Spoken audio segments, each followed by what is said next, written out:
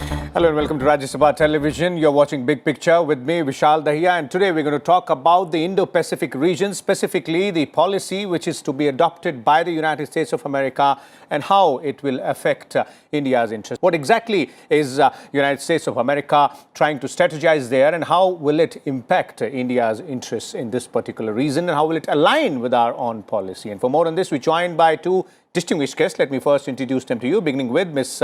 Elizabeth Braw. She's joining us, and she's a resident fellow, American Enterprise Institute, Washington, D.C. We also have with us Dr. Sreeram Chaulia, foreign affairs expert. Dr. Chaulia, what do you make of this interim national security strategy guidance document? How would you analyze it in terms of, a specific focus there on Indo-Pacific and China, not mincing the words? Well, Vishal, what caught my attention was that they listed 8 issue areas of concern.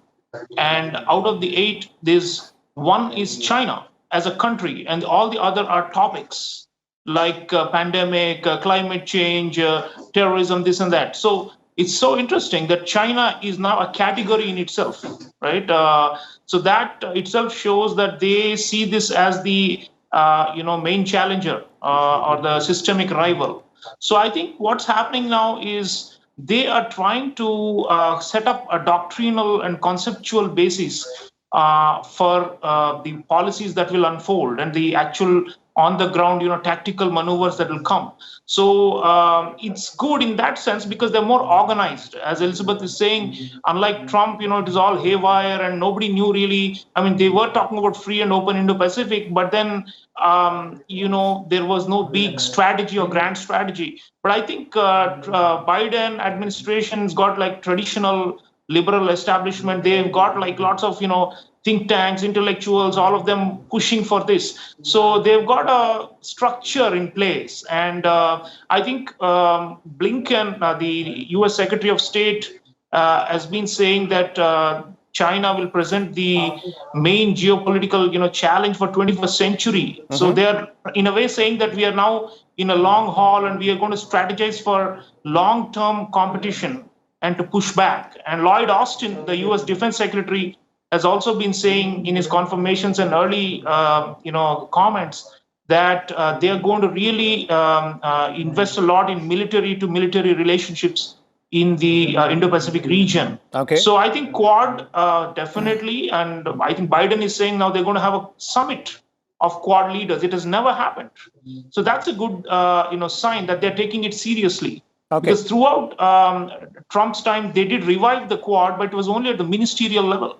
So now we're going to have a summit of prime ministers and presidents of the 4 countries, Japan, Australia, India, and the US. That's sounding very promising because that will be like really taking it to a different level in terms of signaling to the Chinese.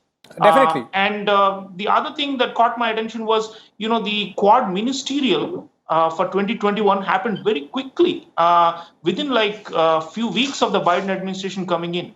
So they didn't wait for it. The last Quad ministerial was in October 2020. So, and it was supposed to be an annual dialogue, but the next one came in just 4 months. Mm-hmm. So it shows that there is a sense of urgency. And what is happening is the gap is narrowing, you see, between China and the US. So I think the US will have to hit the ground running because they can't wait for 1 or 2 years and look for a reset with China. By the time, the gap will narrow even further. The Chinese are boasting, for example, 59% of US GDP was China when Trump came in 2017. Now we are already more than 70% of the US GDP. We are the major economy that has recovered faster. Mm-hmm. We are growing faster. We are, catching up and we'll overtake the US. Okay. So it is that kind of moment, and I think Biden administration realizes if they sleep at the wheel for another 4 years, it's gone. The global competition, what they're saying, the so-called rules-based order, liberal order, everything is going to vanish. So I think they have to realize that this is really a fight where they have to invest a lot in relationships with major countries like India, but also have a clear roadmap or a blueprint. So I see that happening. Now, of course, the test is in implementing it, but the summit of the Quad is sounding like a real game changer. Dr. Chaulia, now we need to understand, and you know, I'd like to ask you here that how would you interpret, you know, this particular strategy document here vis-a-vis the Indian interest in the Indo-Pacific region? How does it align with our own policy here? Well, Vishal, few points are continuation from the previous administrations. The whole free open Indo-Pacific, definitely that's something we subscribe to, and so do the other Quad members. And this is in essentially a contrast to the Belt and Road Initiative idea of the Chinese, because that is to establish hegemony. So I think we are. It's like a counter-hegemonic coalition. And in this region, the United States is not seen as hegemonic except by the Chinese. So that's the difference. So I think we will align to the extent possible.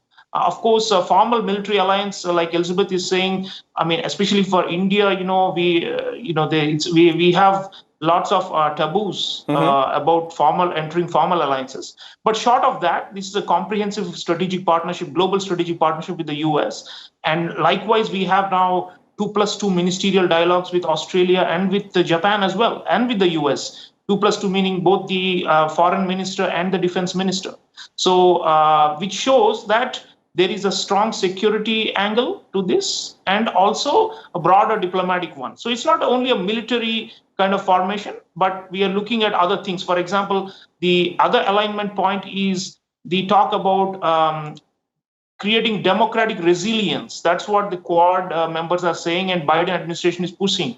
What they mean is, in this region, there are a lot of countries where there is authoritarian rule. We are not going to challenge all of them, but where necessary and where, for example, the crisis in Myanmar right now, there's a lot of scope for Japan, India, Australia, and the US to come to join hands and to do something, not in the form of a overt military intervention, but creatively to try and stabilize the situation there. Okay. There are countries in the region which are democratic and big and important, like Indonesia. Indonesia is the leader of ASEAN. And we have been wanting the ASEAN countries, especially Indonesia, Vietnam, to buy into the Indo-Pacific idea. Because initially they were hesitant. But India also wants them to join hands, just like the US with the Indo-Pacific. Because without the ASEAN, that's a central block geographically and also in terms of the number of countries there. If they are not on board, then the Indo-Pacific idea may not fructify fully. It's not just the rim countries, which are coming in from at the heart of it is ASEAN. Indeed. We are saying ASEAN centrality. We are saying ASEAN outlook on Indo-Pacific. They have also issued one. They are a little tiptoeing around because they still are heavily dependent on China economically. And they're all part of the RCEP also, where China is there. But nonetheless, I think they are looking to diversify and to also make sure that what Elizabeth is talking about, the Chinese bullying of the smaller Southeast Asian countries over territorial and maritime rights. Okay. I mean, that's something they cannot abandon simply because China is their main trading partner. So there is a lot of geopolitical content here in the Indo-Pacific.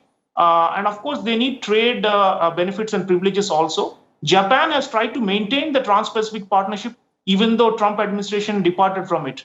There is a TPP without the US. With Japan, it's not a very robust kind of a trade pact, but that's something if the US can revisit and come back, and we could be invited. Slowly we have been defensive on trade in India in the past, joining regional trade agreements. But if we can come in there, if we can support infrastructure growth, if we can promote democratic values in the region, if we can pair up with big countries like Indonesia, I think that's the way. That's where there's a lot of synergy. And that's if we can launch some joint projects. Right now, there are no joint projects, Vishal. I mean, the Quad is meeting, but how about choosing one or two countries where we implement something, let's say a 5G network plan where all of us pool in resources and we can keep these countries free of the Huawei, shadow, which is lurking all over the region in the form of telecommunications, but which will actually increase the Chinese stranglehold over communications in the entire region and will give them an advantage over us in negotiations. So I think Chinese espionage, Chinese bullying, these are real threats. Many countries realize it, but they are wondering who will be the balancer. And I think there is no single answer. United States alone cannot be a balancer. And I think Biden administration, better than Trump, realizes that. So that's why I think they want to shore this broader alliance or coalition. And that's where I think India is willing to play ball. We will join the summit of democracies that Biden wants to call. We will partner with them on infrastructure projects. I think the US, because of the domestic problems, not able to really play a forceful role in this region like it once used to.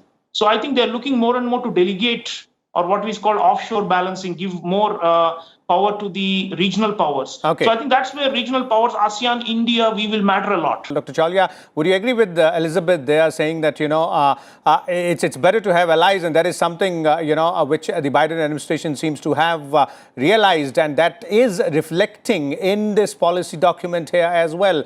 They want to work along, but the need here is for tangible results on the ground. Yeah, I think the Chinese are quite confident. Xi Jinping says that the mega trend of our times is that the West is declining and the East, basically he means China, Sinocentric. He doesn't count India in it. That the East is rising, and that this is the time when the power transition, global power transition is going to happen. So I think we all have our tasks cut out. It's good to coordinate. It's good to have meetings. Summits are most welcome. And then the follow through. I think we should institutionalize Quad a little more. It's should be more than just an informal dialogue grouping. And we should expand it. We should invite some other member countries gradually to join it. Some of them will be hesitant because of the fear of the backlash from the Chinese. But I can see if we make democracy the bedrock of this new coalition, then I think Indonesia, Philippines should be invited. Vietnam ideally should be there because of a geopolitical reason, because Vietnam has always resisted Chinese hegemony in that region. But because it's a one-party state, there may be some issues with the Biden administration on that count.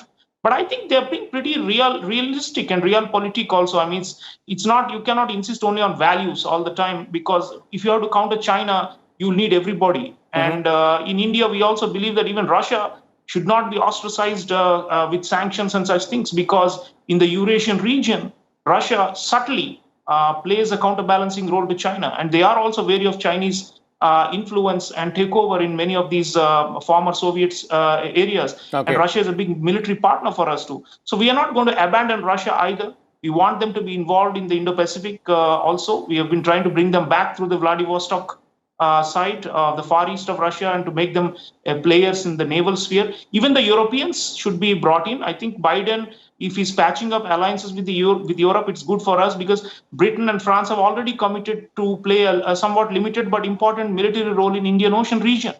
They've got, some of them have territories here, Diego Garcia and Reunion Island and such places in the Indian Ocean region. So I think the EU wants to have a permanent naval presence in the Indo-Pacific. Along with the Americans. I mean, at least on paper, they are contemplating that. India will welcome that. We want to bring in more players, because nobody, frankly, let's be honest, nobody can challenge Xi Jinping's authoritarian and aggressive China on their own. So I think this is the right time for this kind of coordination. And the more, like you said, the more concrete, the proof of the pudding is in eating, as it says. So the Chinese should feel the heat. Ultimately, that is the whole idea, because otherwise, we can keep talking and keep chalking up plans, and they will continue to rise to a point where they become, unstoppable. And this whole region, they say the whole region is going to become a Chinese lake in the Indo-Pacific.